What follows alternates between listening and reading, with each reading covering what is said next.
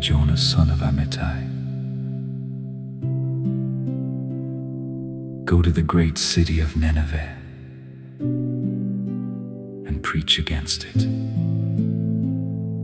because its wickedness has come up before me.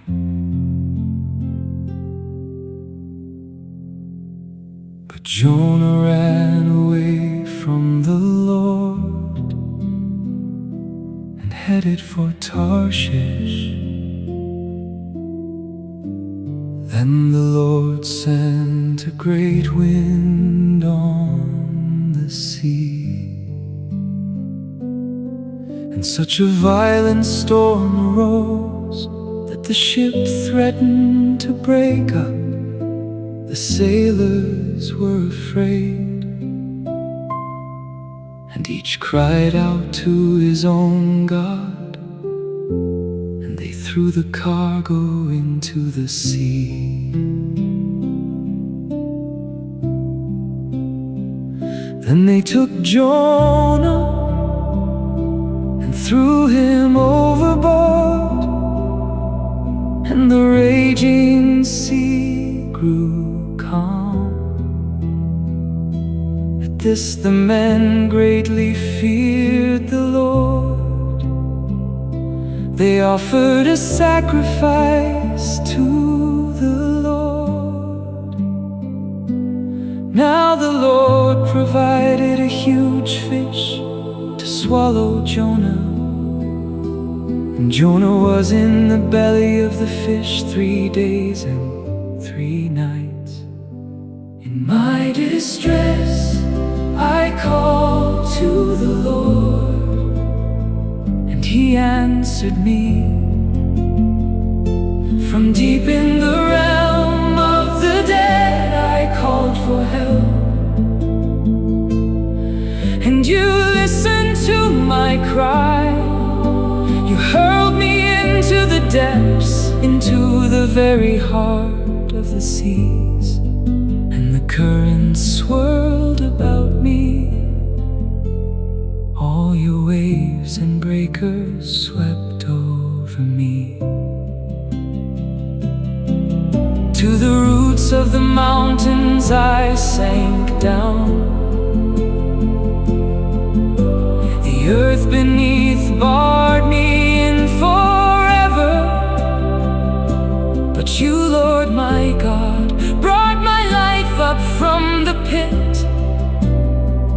When my life was ebbing away, I remembered You, Lord, and my prayer rose to You, to Your holy temple. But I, with shouts of grateful praise, will sacrifice to You. What I have vowed I will make good. Salvation comes from the Lord. From deep in the realm of the dead I called, and You listened to my cry. Salvation comes from the Lord. You listen, comes from the Lord. Salvation comes from the Lord.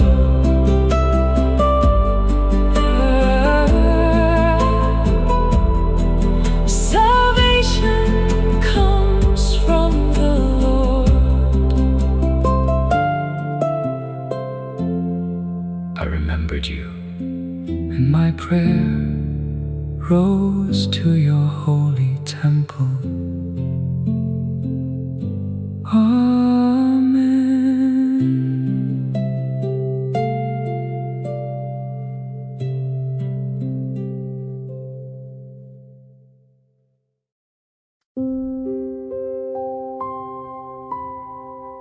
Then the word of the Lord came to Jonah a second time. Go to the great city of Nineveh and proclaim to it the message I give you. Jonah began by going a day's journey into the city, proclaiming 40 more days, and Nineveh will be overthrown. The Ninevites believed God. A fast was proclaimed, and all of them, from the greatest to the least, put on sackcloth. Yom 3. When Jonah's warning reached the king of Nineveh, he rose from his throne, took off his royal robes, covered himself with sackcloth, and sat down in the dust.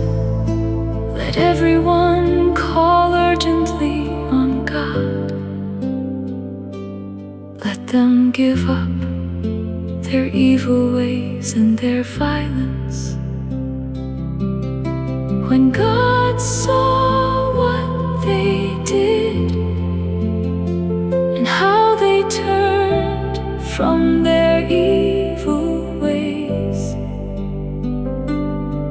He relented and did not bring on them the destruction He had threatened.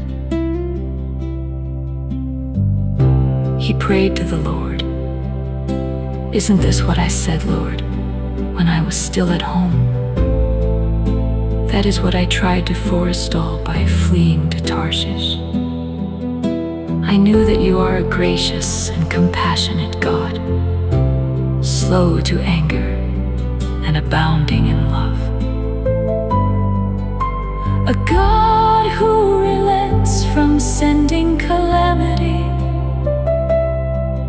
Now, Lord, take away my life, for it is better for me to die than to live.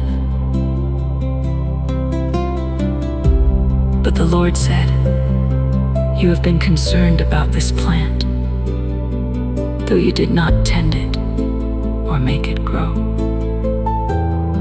And should I not have concern for the great city of Nineveh, in which there are more than 120,000 people who cannot tell their right hand from their left, and also many animals? Should I not be concerned about the great city Nineveh? More than 120,000 people, and also many animals. How could I not be concerned?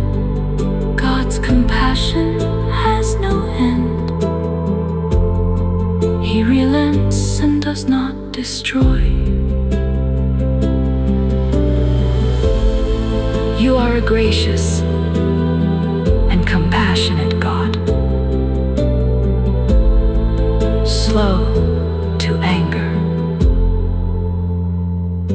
and abounding in love. A God who relents from sending calamity.